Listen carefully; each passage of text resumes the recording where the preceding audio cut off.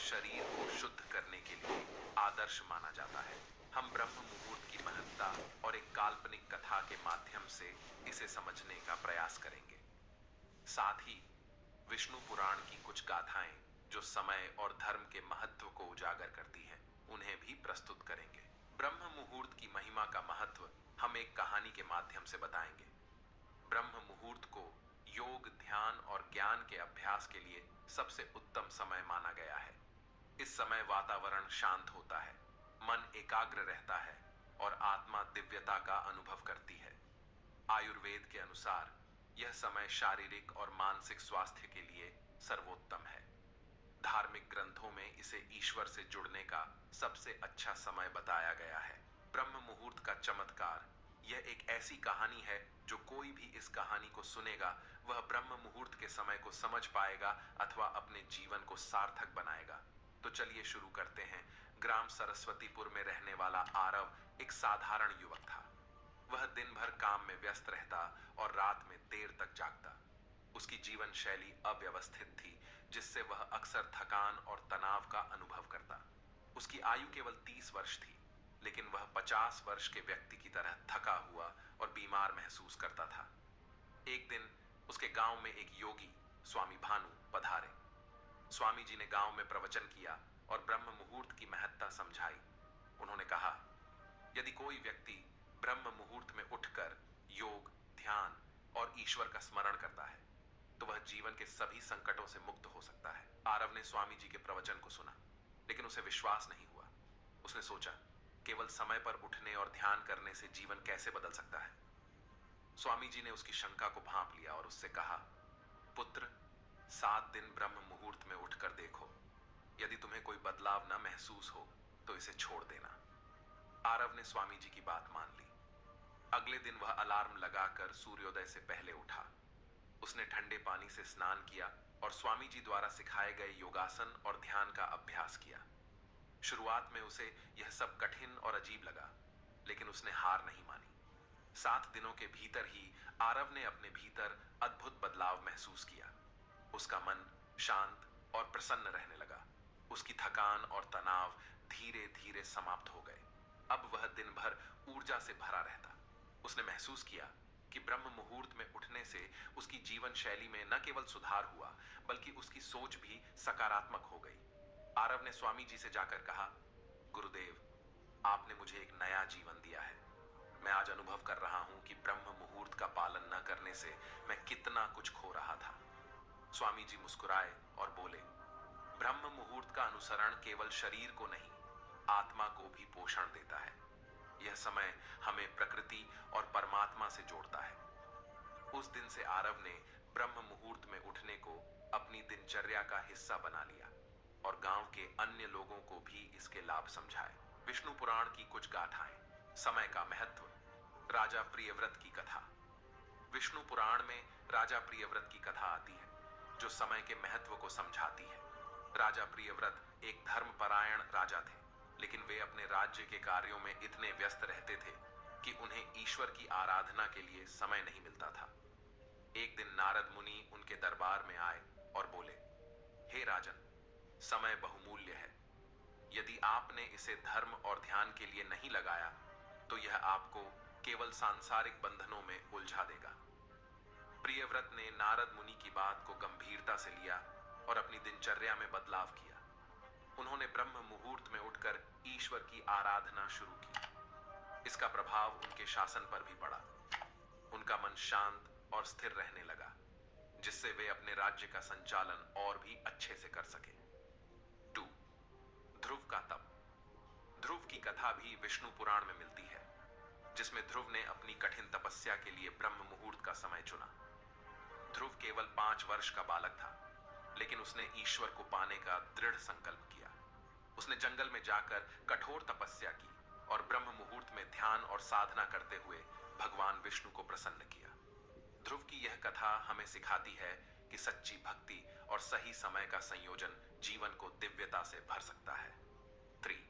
समुद्र मंथन और समय का संतुलन। समुद्र मंथन की गाथा में भी समय का संतुलन और अनुशासन का महत्व दिखाया गया है। देवताओं और असुरों ने मिलकर अमृत प्राप्ति के लिए समुद्र मंथन किया। यह कार्य ब्रह्म मुहूर्त के समय आरंभ हुआ था, क्योंकि इस समय किए गए कार्यों में सफलता अवश्य मिलती है। इस कथा से यह शिक्षा मिलती है कि यदि हम सही समय पर सही प्रयास करें तो असंभव कार्य भी संभव हो जाते हैं। ब्रह्म मुहूर्त न केवल आध्यात्मिक उत्थान का समय है, बल्कि यह शारीरिक और मानसिक स्वास्थ्य के लिए भी अमूल्य है। भारतीय परंपरा और ग्रंथों में इसे विशेष महत्व दिया गया है। आरव की कथा और विष्णु पुराण की गाथाएं इस बात को सिद्ध करती हैं कि ब्रह्म मुहूर्त में किया गया हर कार्य हमारे जीवन को बेहतर बनाने की क्षमता रखता है। यदि हम इस पवित्र समय का सदुपयोग करें तो न केवल हमारे जीवन में संतुलन और शांति आएगी, बल्कि हमारी आत्मा भी परमात्मा से जुड़ पाएगी। Here's a look at my week on Facebook gaming. Monday morning, I play puzzle games. On Tuesday, I choose racing games. Friday evening, I use groups to see what my friends want to play. Play the games you want and share with friends on Facebook gaming.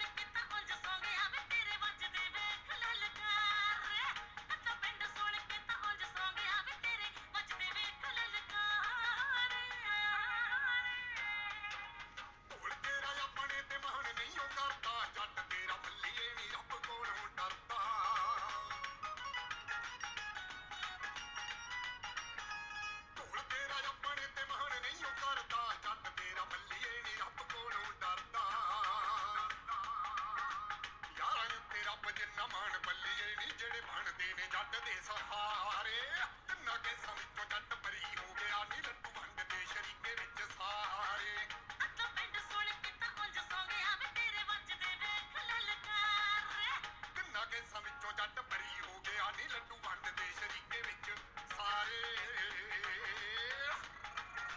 ਤਿੰਨਾਂ ਕੇਸਾਂ ਵਿੱਚੋਂ ਜੱਟ ਬਰੀ ਹੋ ਗਿਆ ਨੀ ਲੱਡੂ ਵੰਡਦੇ ਸ਼ਰੀਕੇ ਵਿੱਚ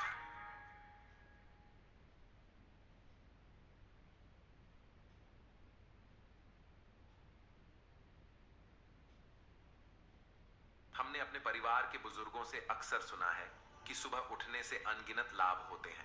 घर की माताएं अपने बच्चों को खुद ही सुबह जगाती हैं, लेकिन हमारी नई पीढ़ी रात को देर तक जागना और सुबह देर तक सोना एक फैशन की तरह मानती।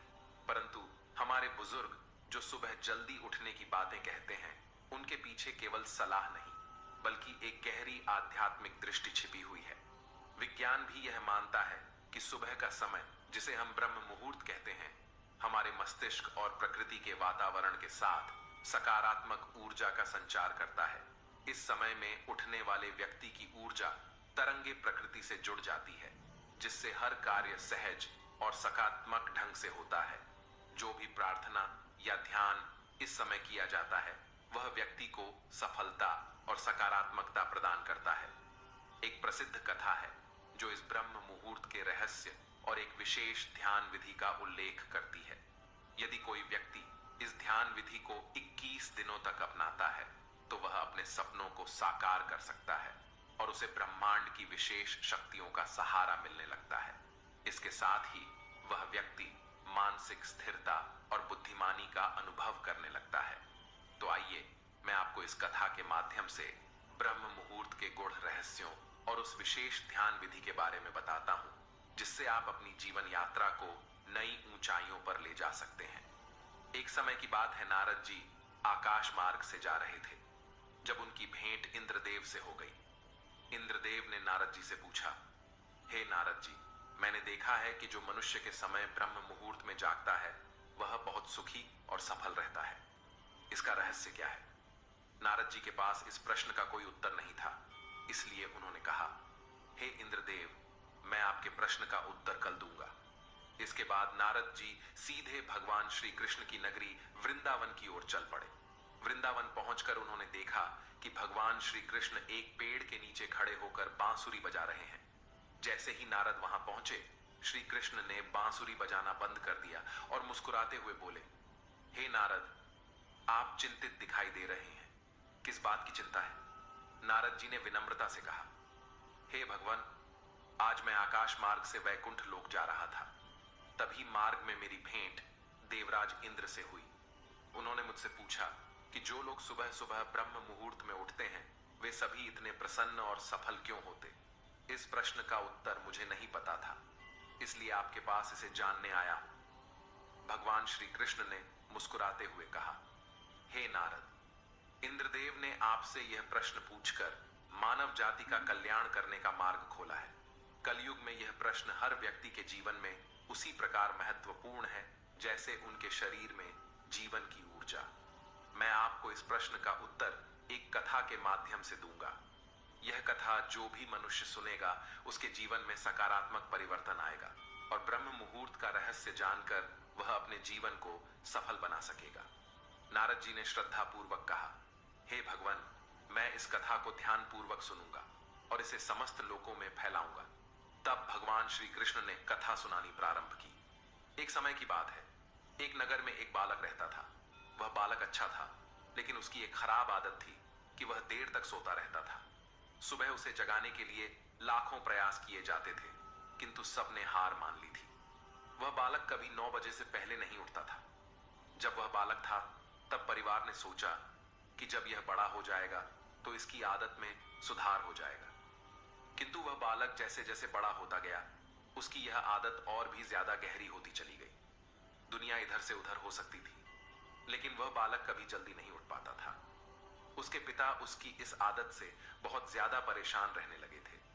उस लड़के को ढेरों नकारात्मक शक्ति ने घेर लिया था। वह सभी को पलटक जवाब देता था, दिन भर उदास रहता था। इसका असर उसके स्वास्थ्य पर भी पड़ रहा था। जब उस लड़के को यह पता लगा कि उसके सारे मित्र सफलता को प्राप्त कर चुके हैं, तब वह और भी ज्यादा दुखी हो गया और ईश्वर को कोसने लगा। वह बार बार कहता था कि मेरी किस्मत खराब है, किंतु उसके पिता अच्छी तरह से जानते थे कि उस लड़के के असफल होने के पीछे क्या कारण है। भगवान श्री कृष्ण कहते हैं, हे नारद, एक दिन की बात है, उसके पिता को किसी महात्मा के बारे में पता चला तो तुरंत वह अपने बेटे की समस्या को लेकर महात्मा के पास जा पहुंचे। पिता ने उस महात्मा को बड़े ही विस्तार से अपने बेटे की आदतों के बारे में बताया। महात्मा ने कहा, कल आप अपने बेटे को इस आश्रम में आने को कहिए। पिता घर की ओर चला गया। उन्हें पता था कि अगर वह सीधे तरीके से बेटे से महात्मा से मिलने के लिए कहेंगे तो वह कभी तैयार नहीं होगा। उन्होंने बेटे को अपने पास बुलाया और कहा, तुम्हारे सारे मित्र जीवन में सफलता प्राप्त कर चुके हैं, क्या तुम सफल नहीं होना चाहते हो? लड़के ने उत्तर दिया, जरूर पिताजी, किंतु जब भी मैं अपने मित्रों से उनकी सफलता का रहस्य पूछता हूं तब वे मुझे कुछ नहीं बताते हैं। पिता ने कहा कि मुझे यह रहस्य पता चल गया है कि वह सभी क्यों सफल होते जा रहे हैं। लड़के ने बड़ी उत्सुकता से इससे पूछा, क्या पता चला है पिताजी? कृपा करके आप मुझे बताइए। पिताजी ने कहा कि कल सुबह तुम्हें एक महात्मा के आश्रम में जाकर उनसे मिलना है।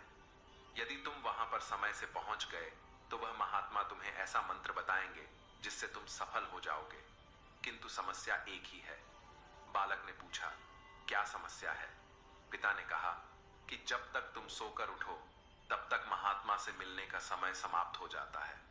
लड़के ने कहा कि पिताजी, मैं कल पूरी रात जागता रहूंगा और सुबह महात्मा से मिलकर आऊंगा। पिता ने कहा कि ठीक है, सदैव उस महात्मा की आज्ञा को मानना। पिता की बातें सुनकर वह बालक बहुत अधिक उत्सुक हुआ। जीवन में पहली बार उसने रात्रि जागरण किया, किंतु थोड़े ही समय में उसे नींद आ गई और वह सो गया। अगली सुबह जब वह उठा तो उस पता लगा कि महात्मा से मिलने का समय समाप्त हो चुका था। उसके पिता ने लड़के की ओर देखा और कहा कि तुम जीवन में कभी सफल नहीं हो पाओगे, जाओ जाकर सो जाओ। पिता की यह बात सुनकर लड़के को बहुत दुख हुआ। उसने मन ही मन स्वयं को चुनौती दी कि कल सुबह वह महात्मा से मिलने अवश्य जाएगा। उसने अपने हाथ में एक छोटा सा एक घाव बना लिया। दर्द के कारण उस लड़के को रात भर नींद नहीं आई। ऐसा पहला अवसर था जब उसने अपने जीवन में पहली बार सूर्योदय देखा था। वह तुरंत ही तैयार होकर महात्मा से मिलने के लिए चला गया। आज उसका अनुभव कुछ अलग था। वह बेहद शांत महसूस कर रहा था। चलते चलते वह बालक जैसे ही महात्मा के आश्रम में पहुंचा, वहां पर उसने देखा कि महात्मा और उनके सभी शिष्य ध्यान लगाकर बैठे हुए हैं। ध्यान का समय समाप्त हुआ। तब बालक उस महात्मा के पास पहुंचा और उन्हें प्रणाम करते हुए बोला कि आपके पास कोई ऐसा मंत्र है जिससे मैं सफल हो सकता हूं? कृपया करके मुझे वह मंत्र बताइए। मैं भी अपने मित्रों के समान सफल होना चाहता हूं और अच्छा जीवन जीना चाहता हूं। महात्मा मुस्कुराए और बोले, अच्छा, तो तुम वही बालक हो। तुम्हारे पिता मुझसे मिलने आए थे और उन्होंने तुम्हारे विषय में मुझे सब कुछ बताया। मैं तुम्हें वह मंत्र अवश्य बता देता। किंतु अब लड़के ने जैसे ही किंतु शब्द सुना, बालक घबरा गया। उसने पूछा, किंतु क्या गुरुदेव? तब महात्मा बोले, मैं तुम्हें वह मंत्र बताऊंगा, किंतु अगले 21 दिनों तक तुम्हें मेरी आज्ञा माननी होगी। मैं तुम्हें वह मंत्र 21 दिनों के बाद बताऊंगा। तब तक मैं तुमसे जो भी कार्य कहूंगा तुम्हें वह करना होगा। यदि तुम असफल हुए या कार्य के बीच से तुम्हारा संकल्प टूट गया, तब उस मंत्र का असर नहीं होगा। दृढ़ निश्चय के साथ उस लड़के ने कहा कि मुझे आपकी सारी आज्ञा स्वीकार है। मैं अगले 21 दिनों के लिए आपका दास हूं। आप जो भी कहें मैं वही करूंगा। मुझे केवल और केवल उस मंत्र के बारे में जानना है। महात्मा ने कहा कि ठीक है, कल से तुम्हारा कार्य शुरू होगा। तुम इसी आश्रम में निवास करोगे। वह बालक आश्रम में निवास करने के लिए तैयार हो गया। महात्मा ने कहा कि यहां रहते हुए तुम्हें ब्रह्म मुहूर्त में उठना होगा और दूसरे शिष्यों की तरह ध्यान और तप करना होगा। साथ ही आश्रम के कार्यों में भी सहायता करनी होगी। ध्यान रहे, यह संकल्प टूटना नहीं चाहिए। अब बालक महात्मा की बातों से सहमत हो गया। अगले दिन से उसके कार्य के दिन की शुरुआत थी। इस बार लड़के ने इतना दृढ़ निश्चय किया था किंतु 1 सप्ताह बीतने के पश्चात ही उसका संकल्प टूट गया और वह 8वें दिन देर तक सोता रहा। जब वह जागा तो उसने कहा कि मुझसे कितनी बड़ी भूल हो गई है। वह रोते हुए महात्मा के पास पहुंचा और बोला कि हे गुरुदेव, मेरा संकल्प टूट गया है, अब मैं जीवन में कभी सफल नहीं हो पाऊंगा। महात्मा ने उसे समझाते हुए कहा कि एक बार फिर से शुरुआत करो, फिर से संकल्प करो। लड़के ने महात्मा से प्रश्न किया कि सुबह उठना इतना आवश्यक क्यों होता है और यहां पर सभी लोग इतनी जल्दी क्यों उठ जाते हैं। तब महात्मा ने लड़के को समझाते हुए कहा कि सुबह यानी ब्रह्म मुहूर्त में उठने के पीछे बहुत बड़ा विज्ञान छिपा हुआ है। लड़के ने कहा कि कृपया करके मुझे वह विज्ञान बताने की कृपा करें। महात्मा ने कहा कि रात्रि को 4 पहर में बांटा गया है। पहला रुद्रकाल, जिसका समय शाम 6 बजे से लेकर 9 बजे तक होता है। दूसरा राक्षस काल, जिसका समय 9 बजे से 12 बजे तक होता है। तीसरा गंधर्व काल, जिसका समय रात्रि 12 बजे से 300 बजे तक होता है। और सबसे अंत में जो पहर आता है उसे मनोहर काल कहते हैं। इस समय को ब्रह्म मुहूर्त या अमृत बेला के नाम से भी जाना जाता है। इसका समय 3 बजे से सुबह 6 बजे तक होता है, जिसमें 3:30 से लेकर 5:30 तक बहुत ही महत्वपूर्ण समय होता है।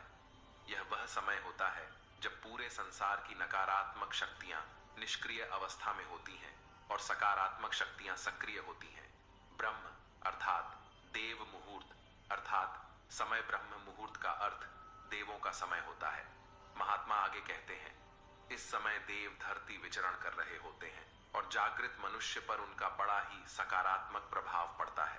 ब्रह्म मुहूर्त ऐसा समय होता है जिसमें मनुष्य का मस्तिष्क बिल्कुल खाली होता है। इसमें किसी प्रकार के कोई विचार नहीं होते हैं और जब इस समय व्यक्ति अपनी पुस्तक खोलकर पाठ का अध्ययन करते हैं तो उन्हें सब कुछ जल्दी जल्दी याद भी होता है और यह लंबे समय तक याद रहता है। यह ऐसा समय है जिसमें हम ज्ञान को समझने का प्रयास करते हैं। इस कारण और आश्रम के सभी शिष्य और संसार में बहुत से ज्ञानी लोग ब्रह्म मुहूर्त में ही उठ जाते हैं। प्राचीन काल में रोशनी का कोई स्रोत ना होने के कारण लोग अपने दिन का समापन सूर्यास्त के साथ और आरंभ सूर्योदय के साथ करते थे।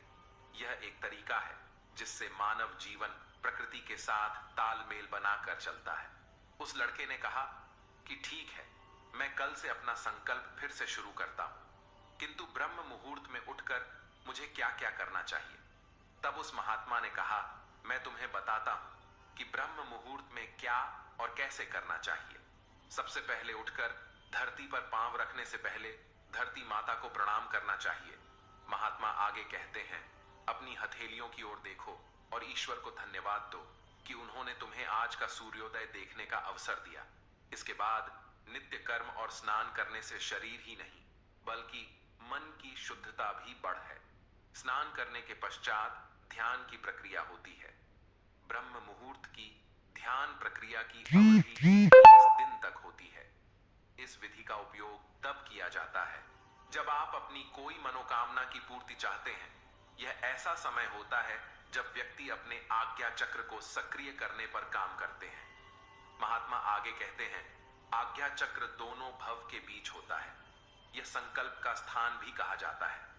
अगर इस चक्र पर केंद्रित किया जाए और अपनी मनोकामना को बार बार दोहराया जाए तो मात्र 21 दिनों के भीतर वह पूर्ण हो जाती है।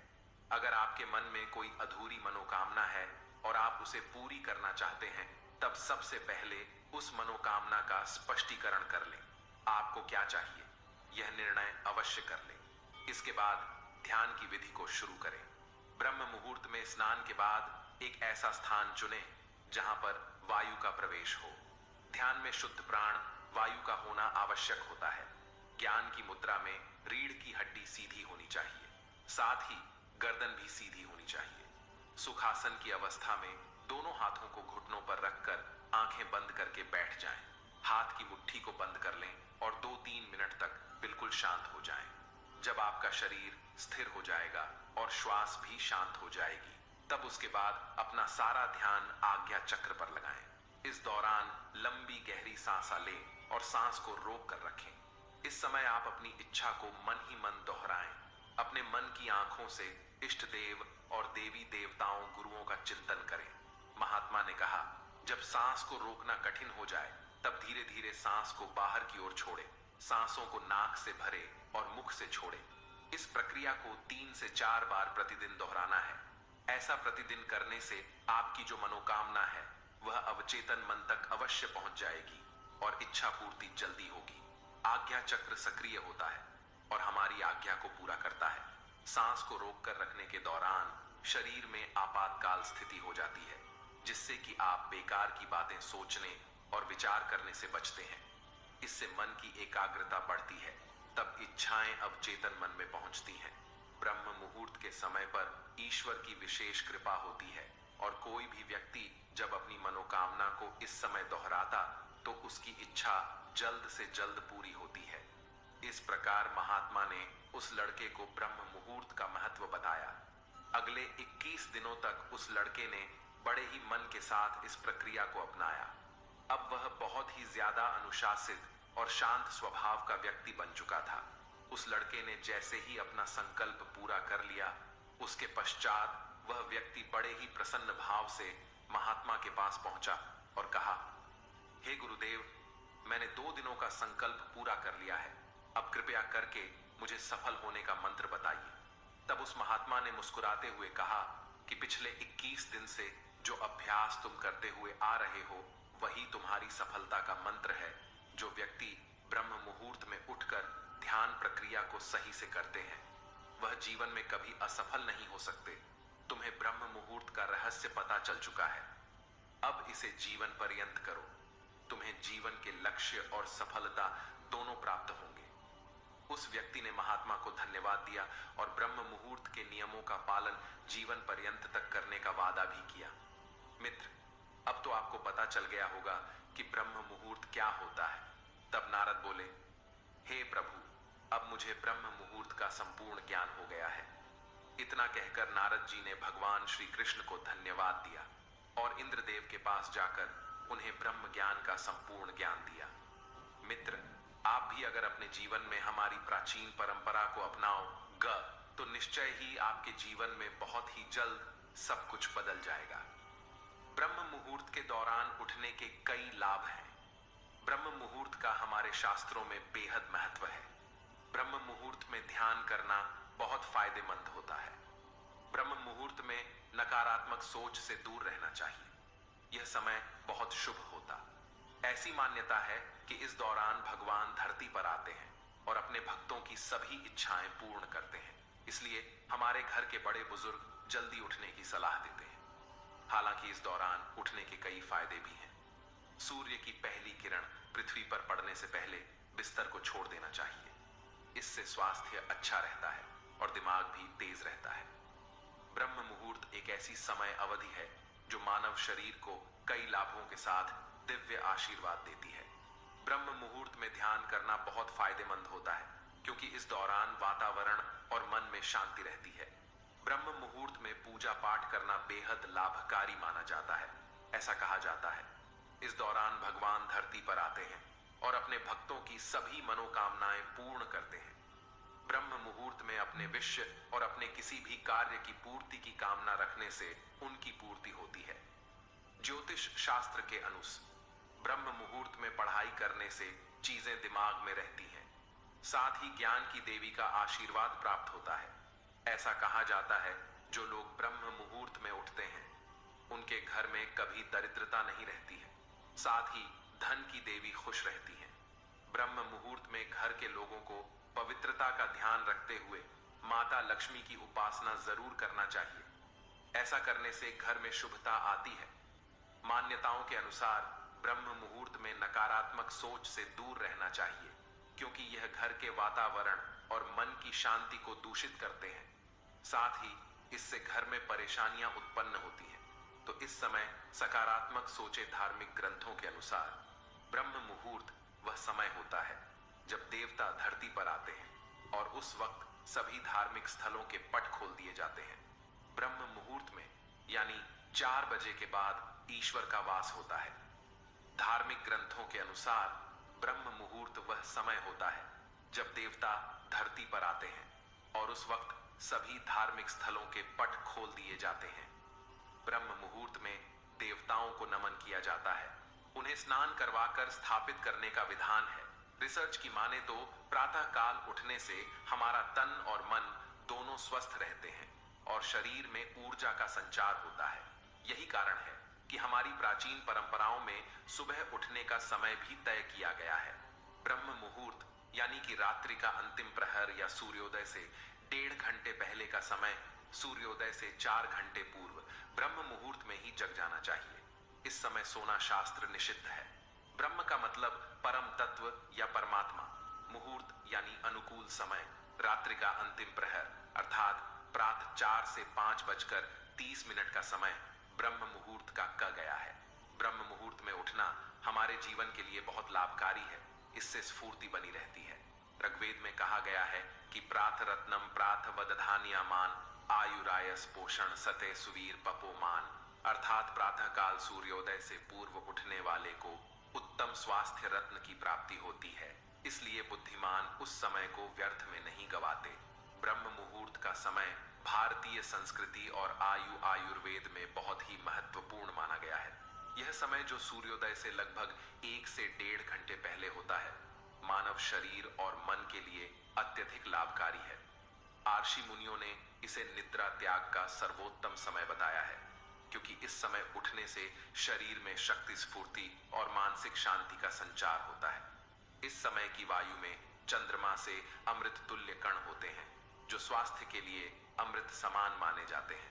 इस समय शरीर का स्पर्श करने वाली अमृतम वायु से तेज, शक्ति और मेधा का संचार होता है, जो मन को प्रसन्न और शांत करता है।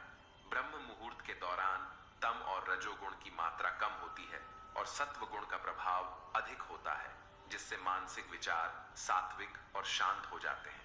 इस समय की गई ध्यान साधना और आत्मचिंतन मन को स्थिरता प्रदान करता है और मानसिक संतुलन को बढ़ाता है।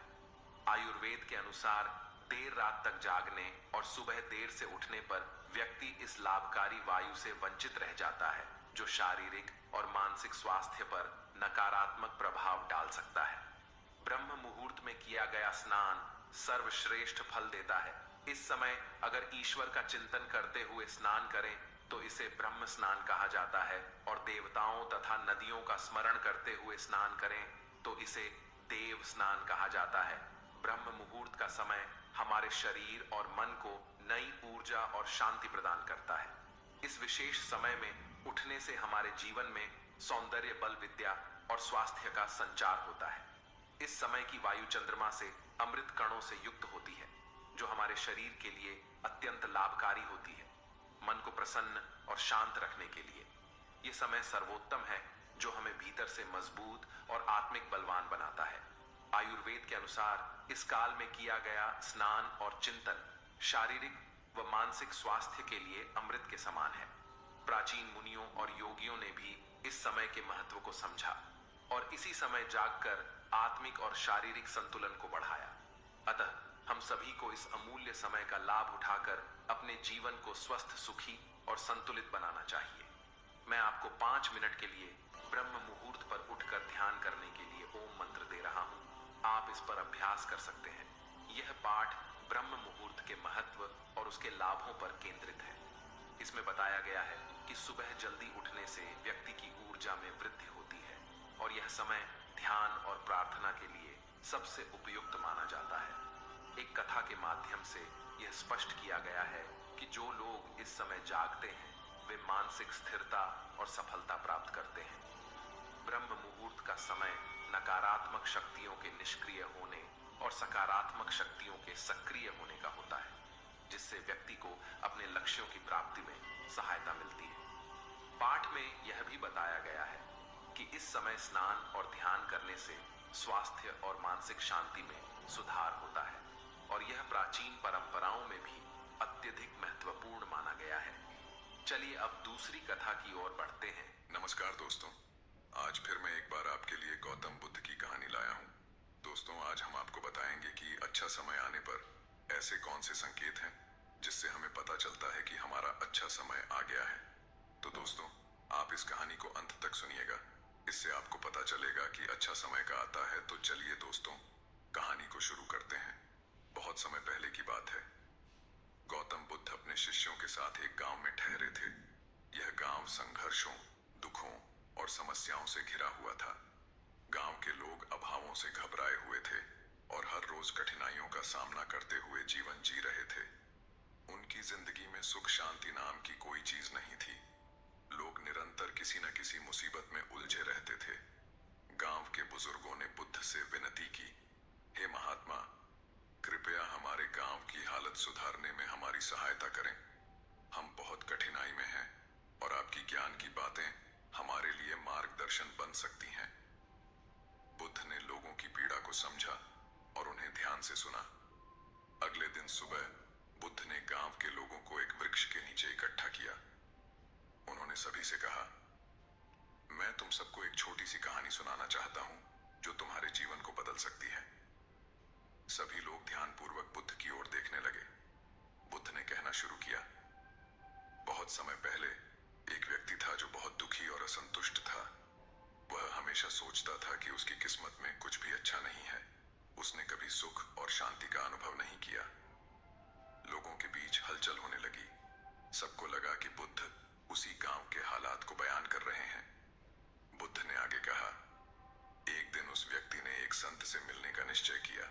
संत ने उसकी बातें सुनी और मुस्कुराते हुए कहा, मैं तुम्हें अच्छे समय की प्रतीक्षा का एक संकेत दूंगा जिसे तुम पहचानना सीखोगे।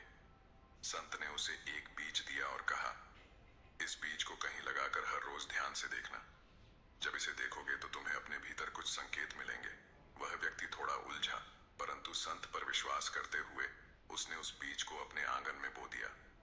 हर दिन वह बीज की ओर देखता, लेकिन उसे कोई बदलाव नजर नहीं आता। धीरे धीरे उसे थोड़ा हताशा होने लगी। वह सोचने लगा, क्या ये बीज कभी अंकुरित होगा? क्या मैं कभी अपने जीवन में बदलाव देख पाऊंगा? कुछ दिनों के बाद उस बीज से एक छोटी सी कॉम्पल फूट निकली। उसे देखकर व्यक्ति को थोड़ा आशा हुई। उसने रोज उस पौधे को देखा, उसे पानी दिया और देखभाल की। कुछ दिनों के बाद पौधा बड़ा होने लगा और उसकी हरी हरी पत्तियां निकल आईं। उस व्यक्ति को ऐसा लगा जैसे उसके जीवन में भी आशा की नई किरण फूट रही हो। बुद्ध ने कहा, उस पौधे का बढ़ना उस व्यक्ति के लिए एक संकेत था। उसे लगने लगा कि जिस प्रकार यह बीज अंकुरित हुआ और पौधा बन गया, उसी प्रकार उसका जीवन भी धीरे धीरे बदल रहा है। गांव के लोग ध्यानपूर्वक सुन रहे थे और उनकी आंखों में आशा की चमक दिखने लगी थी। बुद्ध ने आगे कहा, अच्छे समय के संकेत हम सभी के जीवन में होते हैं। जब हमें विश्वास होता है, धैर्य रखते हैं और अपने कर्म में लगे रहते हैं, तब समय हमें अपने संकेत देना शुरू कर देता है। गांव के एक युवक ने पूछा, हे भगवान, लेकिन हम कैसे जान सकते हैं कि हमारे जीवन में अच्छे समय के संकेत कब आएंगे? बुद्ध मुस्कुराए और बोले, जैसे उस बीज से पौधा होगा, वैसे ही जीवन में भी अच्छे समय के संकेत छोटे छोटे बदलावों से आते हैं। जब तुम किसी कठिन परिस्थिति का सामना करते हो और धीरे धीरे समाधान मिलना शुरू होता है, तब समझो कि अच्छे समय के संकेत आ रहे हैं। जब तुम्हारे मन में शांति और संतोष की भावना आने लगे, तब जानो कि अच्छे समय का आगमन हो रहा है। और सबसे बड़ा संकेत यह होता है कि तुम स्वयं को और दूसरों को खुश और शांत महसूस कराने लगते हो। गांव के लोगों को यह समझ आ गया कि वे अपने जीवन में अच्छे समय की प्रतीक्षा तभी कर सकते हैं जब वे धैर्य पूर्वक कर्म करते रहें और अपने अंदर सकारात्मकता को बनाए रखें। गांव में एक नया जोश भर गया और लोग अपनी अपनी जिंदगी में धैर्य और आशा के साथ चलने लगे। गौतम बुद्ध ने गांव के लोगों को आशीर्वाद दिया और कहा, हमेशा याद रखना, अच्छे समय के संकेत तभी प्रकट होते हैं जब हम खुद पर और अपनी मेहनत पर विश्वास बनाए रखते हैं। जीवन में सब कुछ धीरे धीरे और समय के साथ ही बदलता है, इसलिए धैर्य रखो और प्रतीक्षा करते रहो। बुद्ध की यह कहानी गांव के लोगों के दिल में उतर गई। उन्होंने सीखा कि अच्छे समय की प्रतीक्षा में हर दिन थोड़ा थोड़ा प्रयास करना ही उन्हें उनके लक्ष्य की ओर ले जा सकता है। यही एक व्यक्ति की यात्रा है, धैर्य, कर्म और विश्वास से अच्छे समय की प्रतीक्षा करना और संकेतों को पहचानना। चलिए दोस्तों, अब हम आपको एक और कहानी बताते हैं जिसमें गौतम बुद्ध ने बताया है अच्छा समय ला सकते हैं और अपने बुरे समय को खत्म कर सकते हैं। गौतम बुद्ध ने बताया। गौतम बुद्ध को कैसे मिला ज्ञान? राजा के यहाँ बुद्ध का जन्म हुआ। पिता ने ज्योतिषियों को बुलवाकर भविष्य पूछा। उन्होंने कहा या तो यह सम्राट होगा और या तो यह साधु होगा। एक तरह से देखा जाए तो सच्चा सम्राट भीतर से ही साधु होता है। जब ज्योतिषियों की भविष्यवाणी राजा ने सुनी तो वे घबरा गए कि मेरा बेटा साधु हो जाए, ऐसा ठीक नहीं होगा। राजा ने पूछा कोई उपाय बताएं, क्योंकि मैं चाहता हूँ कि राजा का पुत्र राजा ही बने। ज्योतिषियों ने कहा कि इसका लालन पालन व पूरा जीवन बड़ी सावधानी में बिताना होगा, अर्थात आपका पुत्र सिद्धार्थ कभी किसी बूढ़े व्यक्ति को ना देखे, कभी किसी बीमार व्यक्ति को ना देखे और कभी किसी मरे हुए व्यक्ति को ना देखे। जब तक ऐसा होगा तब तक वे राजा ही बने रहेंगे। अगर ऐसा नहीं हुआ तो वे साधु बन जाएंगे। राजा शुद्धोधन ने अपने पुत्र सिद्धार्थ के लिए बढ़िया से बढ़िया, बड़े से बड़े महल, अच्छे से अच्छा भोजन, दास दासियां और खाने पीने के सामान आदि वस्तुओं के ढेर लगा दिए। पिता ने पुत्र को सुख सुविधाओं में इतना उलझा दिया कि उसे बाहर का संसार याद ही नहीं आया।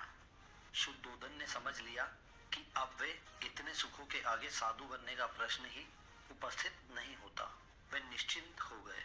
राजा शुद्धोधन ने बिल्कुल पक्की व्यवस्था कर रखी थी कि उनका पुत्र सिद्धार्थ जीवन में कभी भी वृद्ध, बीमार और मृतक व्यक्ति को ना देख सके, क्योंकि वे अपने पुत्र को खोना नहीं चाहते थे।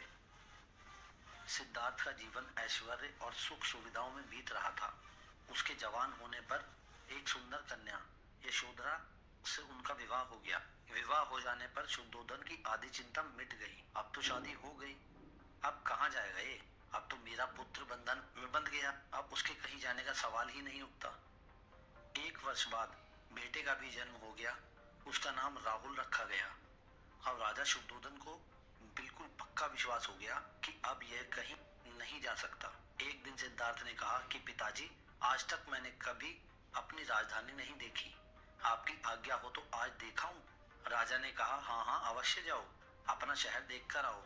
एक सारथी को भी साथ में भेज दिया कि जाओ राजकुमार को राजधानी घुमा फिरा कर लाओ। फिर भी राजा ने चाक चौबंद इंतजाम कर रखा था कि कहीं चूक न हो जाए। सिद्धार्थ के लिए राजधानी के प्रमुख मार्ग खूब सजाए गए थे, पर घूमते घूमते सिद्धार्थ ने थोड़ा उल्टा मार्ग ले लिया। वे उस मार्ग से गुजरने लगे जहाँ पर तैयारी नहीं थी, और आज उनको बहुत आश्चर्य हुआ जब पहली बार उन्होंने एक बूढ़े आदमी को देखा। कमर झुकी हुई, पूरी चमड़ी में झुर्रियां पड़ी थी। वह परेशानी और दुख से बेहाल था। उसकी चाल बहुत धीमी थी। बूढ़े की झुकी हुई कमर को देखकर सिद्धार्थ को एक झटका लगा और एक सारथी से उन्होंने कहा क्या एक दिन मैं भी ऐसे बूढ़ा हो जाऊंगा? सारथी ने कहा हाँ राजकुमार, हर व्यक्ति के जीवन में 3 अवस्थाएं आती हैं, बचपन, जवानी और बुढ़ापा। एक दिन तुम भी बुढ़ापे की अवस्था में जाओगे। हे राजकुमार, यह संसार का नियम है, चाहे गरीब हो या अमीर, सबका शरीर शिथिल अर्थात बूढ़ा होता है। राजकुमार सोच में पड़ गए। सारथी ने रथ को आगे बढ़ाया तो कुछ दूरी पर एक बीमार व्यक्ति मिला जो रोगों से घिरा हुआ था। उस पीड़ित व्यक्ति को देखकर राजकुमार का मन बहुत ही दुखी हुआ। राजकुमार ने पूछा इसको क्या हुआ है? सारथी ने कहा यह व्यक्ति बीमार है, इसीलिए यह कर्रा रहा है। इस संसार में दुख और सुख दोनों हैं। यह अपने अपने भाग्य की बात है कि कोई दुखी है, कोई सुखी है। क्या मैं भी कभी बीमार हो सकता हूँ? सारथी ने कहा आप यह विचार अभी छोड़ दें।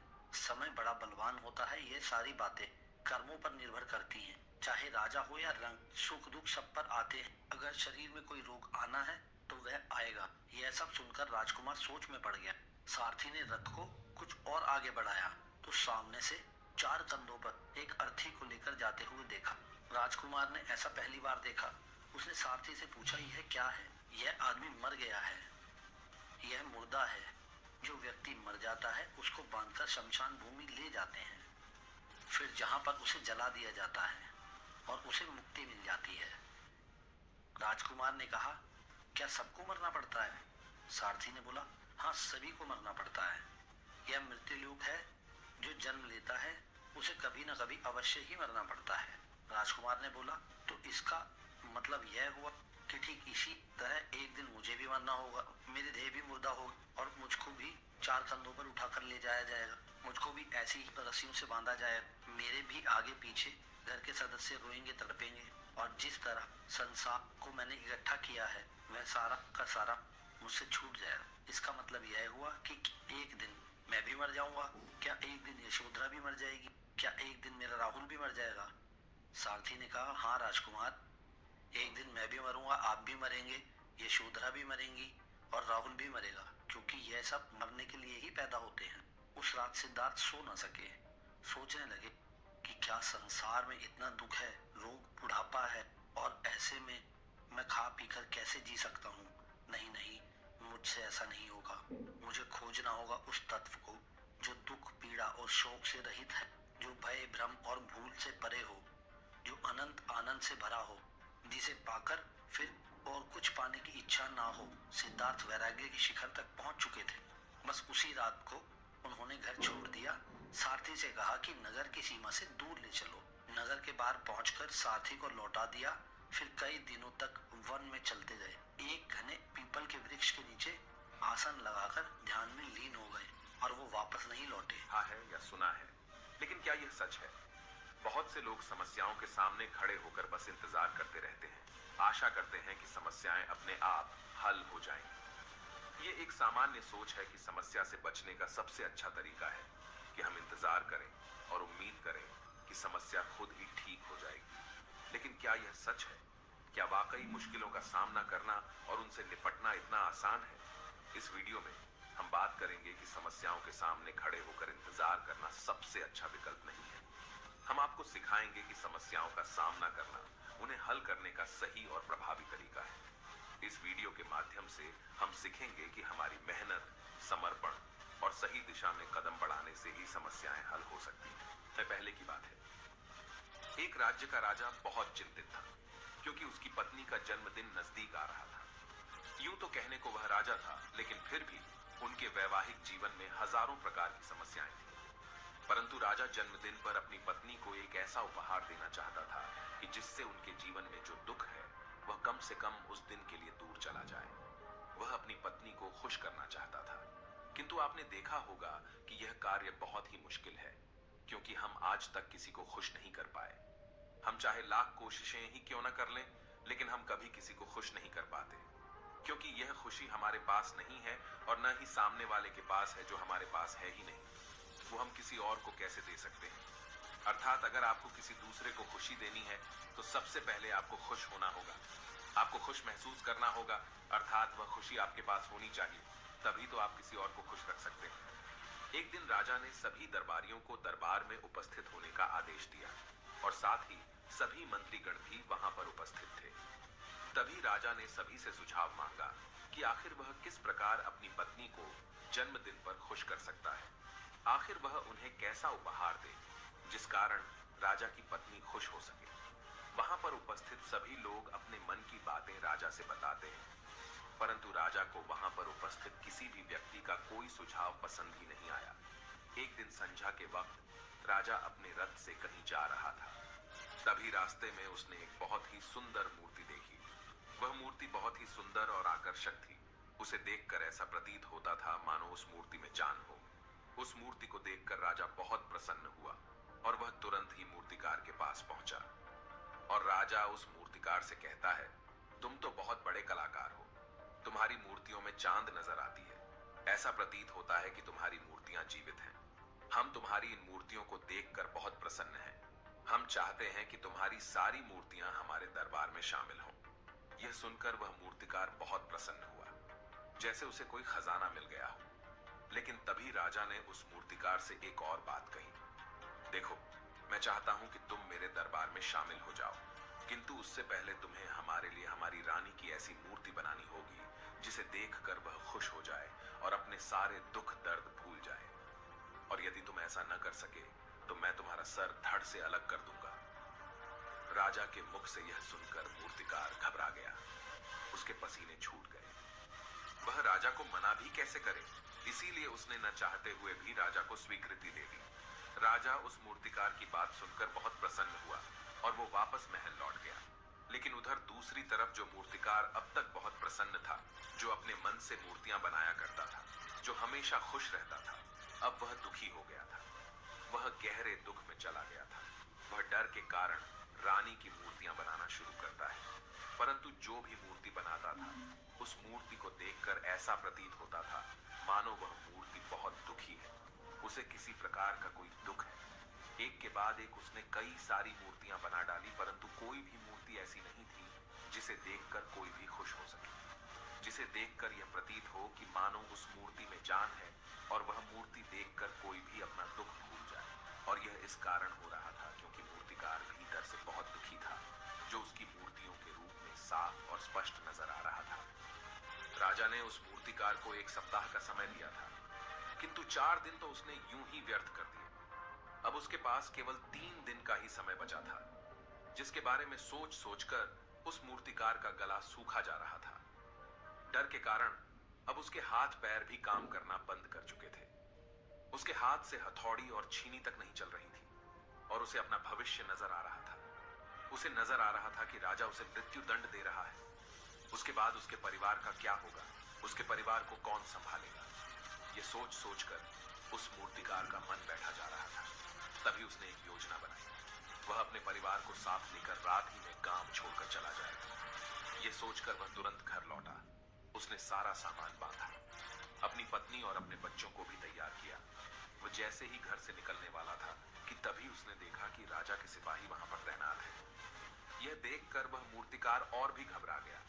वह समझ नहीं पा रहा था कि क्या करे। यदि वह यहां से भागने की कोशिश करता है और पकड़ा जाता है तो राजा उसके साथ साथ उसके परिवार को भी मृत्यु दंड दे देंगे। वह कुछ समझ नहीं पा रहा था। तभी वह जमीन पर बैठ गया और रोने लगा और अपनी पत्नी से कहता है, अब से तुम्हें बच्चों का ख्याल रखना होगा।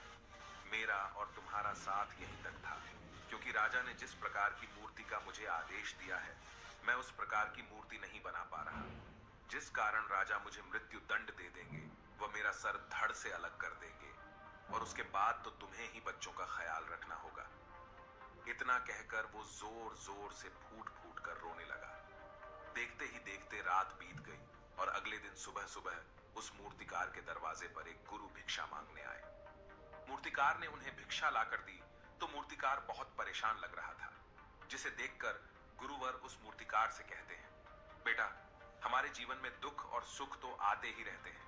हमारे जीवन में दुख और समस्याएं तो होती ही हैं, किंतु इन सभी दुख और समस्याओं का समाधान और निवारण भी होता है, परंतु हम केवल दुख और समस्याएं ही देखते हैं। उन दुख और समस्याओं के छिपे निवारण और समाधान को हम कभी नहीं देख पाते। यदि तुम ध्यान से देखोगे तो हर समस्या का समाधान है और हर दुख का निवारण भी है। मैं यह अच्छी तरह जानता हूं कि तुम यहां से अपनी पत्नी और बच्चों को लेकर भाग जाना चाहते थे, किंतु ऐसा हो नहीं सका। उस मूर्तिकार ने जब गुरु के मुख से यह बातें सुनी तो वह उनके चरणों में जा गिरा और हाथ जोड़कर उन गुरुवर से कहता है, हे गुरुवर, आप ही बताइए मैं क्या करूं। राजा ने मुझे मूर्ति बनाने का आदेश दिया है, किंतु मैं चाहकर भी मूर्ति नहीं बना पा रहा, और यदि मैंने मूर्ति नहीं बनाई तो राजा मुझे मृत्यु दंड दे देंगे और उसके बाद मेरे परिवार का क्या होगा, उनका ख्याल कौन रखेगा। तभी गुरुवर उस मूर्तिकार से कहते हैं, बेटा, आंख बंद कर लेने से कुछ नहीं होने वाला, क्योंकि दुख और समस्याएं तो वहीं की वहीं खड़ी रहती हैं। ध्यान देने और कर्म करने से सब कुछ बदल जाता है।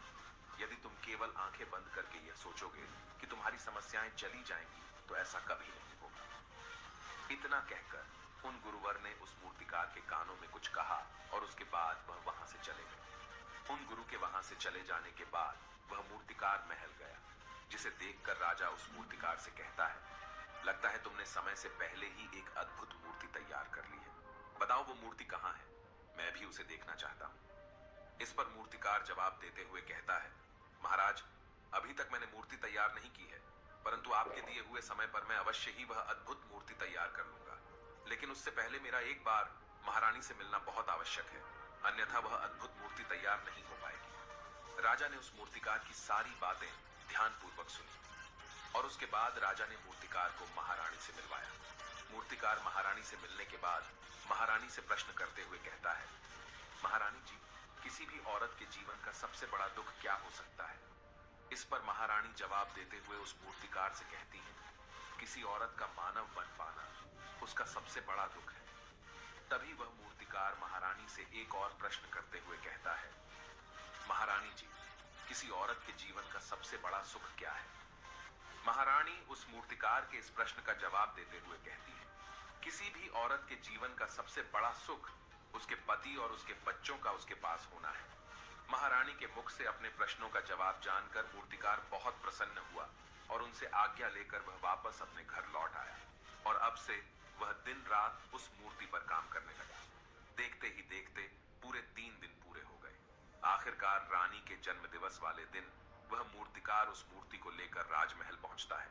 लेकिन अब राजा के मन में यह बेचैनी थी कि पता नहीं उस मूर्तिकार ने आखिर कैसी मूर्ति बनाई होगी, पता नहीं वह मूर्ति महारानी को पसंद आएगी भी या नहीं। इस प्रकार के कई प्रश्न राजा के मन में चल रहे थे। राजा के मन की बेचैनी लगातार बढ़ती ही जा रही थी, लेकिन उधर दूसरी तरफ राजा को उस मूर्तिकार पर पूर्ण विश्वास भी था, क्योंकि राजा ने पहले ही उस मूर्तिकार के हाथों की कला देखी हुई थी। इसलिए एक तरफ उनके मन में यह भी विचार चल रहे थे कि उस मूर्तिकार ने जरूर ही अद्भुत मूर्ति बनाई होगी। वह मूर्ति सफेद कपड़ों से ढकी हुई थी। तभी राजा ने उस मूर्ति की ओर इशारा करते हुए रानी से कहा, यह आपका जन्म दिवस का तोहफा है, इसे कबूल करें।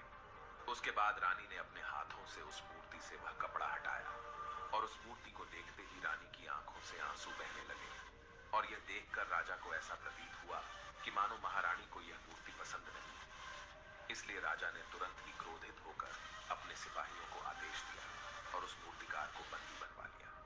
लेकिन तभी महारानी राजा से कहती है, रुकिए, इस मूर्तिकार ने तो मेरा दुख और सुख एक ही मूर्ति में निकाल दिया है। इस मूर्ति में मेरे पति मेरे साथ है और मेरे हाथ में मेरा बच्चा है। इससे सुंदर मूर्ति मैंने आज तक नहीं देखी। ये बहुत ही लाजवाब है, अद्भुत है।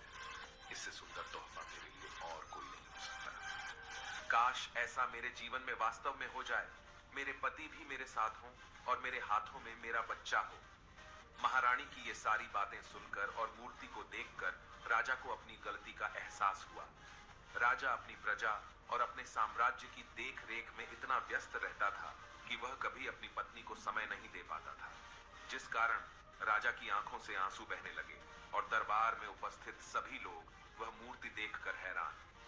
आज तक किसी ने भी ऐसी सुंदर और जीवित मूर्ति नहीं देखी थी, जिसमें सुख और दुख एक साथ नजर आ रहे हो। उसके बाद उस राजा ने उस मूर्तिकार को रिहा करवाया और उसे ढेरों इनाम दिए और अपने राज्य दरबार में जगह भी दी।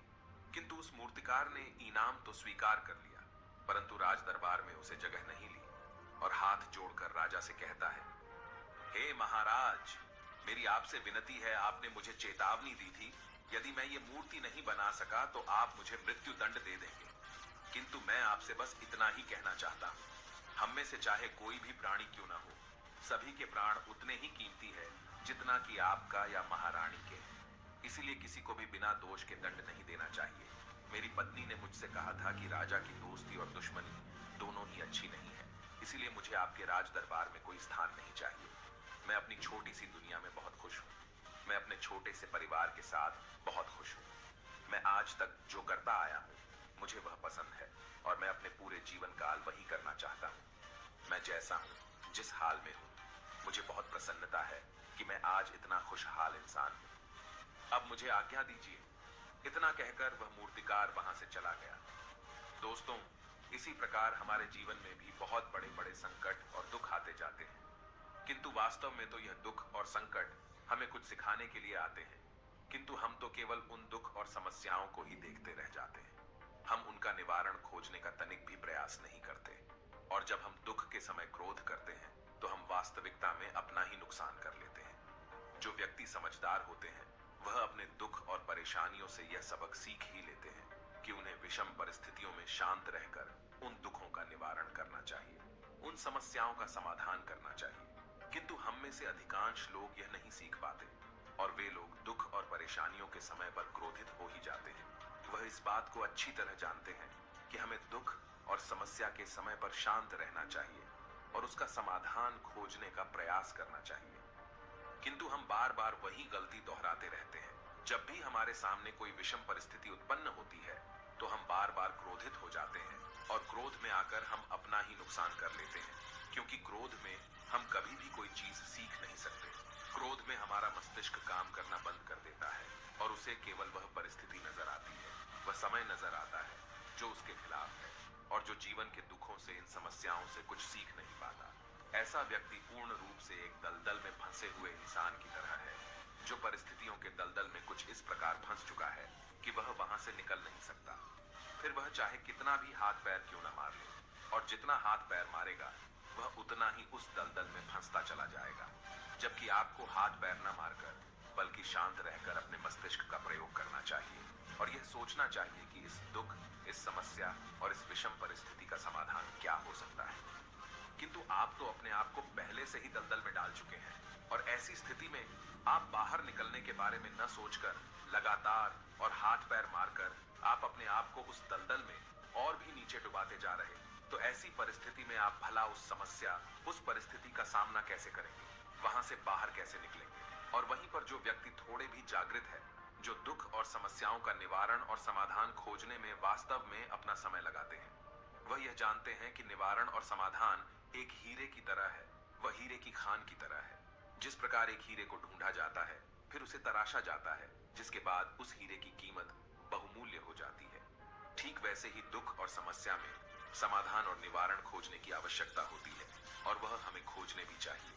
और जब आपको मिल जाते हैं, तब आपको एक ऐसी संपदा मिलती है, एक ऐसी समझ, एक ऐसा विश्वास, एक ऐसी शक्ति मिलती है कि उसके बाद आपके सामने जब भी कोई समस्या या कोई परेशानी आती है तो आप अकेले नहीं होते, बल्कि आप यह समझ जाते हैं कि वह विषम परिस्थिति आपको कुछ सिखाने आई है और आप उसका डटकर सामना करते हैं। उससे वह सारी चीजें सीखते हैं जो वह आपको सिखाना चाहती है और उसके बाद आप और भी मजबूत होते चले जाते हैं।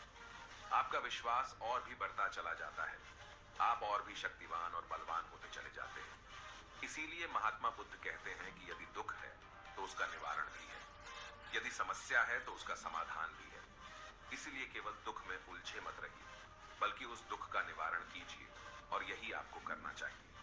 केवल हाथ पर हाथ धरे बैठे रहने से या फिर यूं ही समय को व्यर्थ गंवाने से आपको कभी भी उसका निवारण नहीं मिलेगा, बल्कि जितना आप उस दुख और समस्या से अपनी जान छुड़ाकर भागने की कोशिश करेंगे, उतनी ही तीव्रता से आपके पीछे भागेगी। और जैसे जैसे समय बीतता जाएगा, वह दुख और समस्या और भी विकराल रूप ले लेगी और तब उसका सामना करना और भी मुश्किल हो जाएगा। इसलिए यदि कोई दुख और समस्या अभी आपके सामने है तो उसे लड़िए, डटकर सामना कीजिए, उससे सीखिए और निवारण कीजिए। दोस्तों, आपने आज के इस वीडियो से क्या सीखा वो मुझे आप कमेंट में बता सकते हैं। इसी के साथ में उम्मीद है कि आपको आज की वीडियो पसंद आई होगी, तो इस वीडियो को उस इंसान को शेयर करें। दुनिया में अगर सबको पीछे छोड़कर आगे जाना है तो अकेले रहकर अपना काम अच्छाई और खुशी से करते रहे। खुद को सुधार ले, अगर तू काम नहीं करेगा तो तेरा साथ कोई नहीं देगा। ऐसा महात्मा गौतम बुद्ध ने कई सालों पहले अपने शिष्यों से क्यों कहा था, इसके पीछे का कारण क्या है, कहानी क्या है, इसी के बारे में हम आज के इस वीडियो में जानेंगे। स्वार्थी यानी कि स्वयं का अर्थ। जो इंसान स्वयं का अर्थ जानना चाहता है, जो खुद को समझना चाहता है, क्या वो इंसान आपकी नजर में गलत है? हम जब भी किसी को स्वार्थी कहते हैं तो उसका मतलब तो यही होता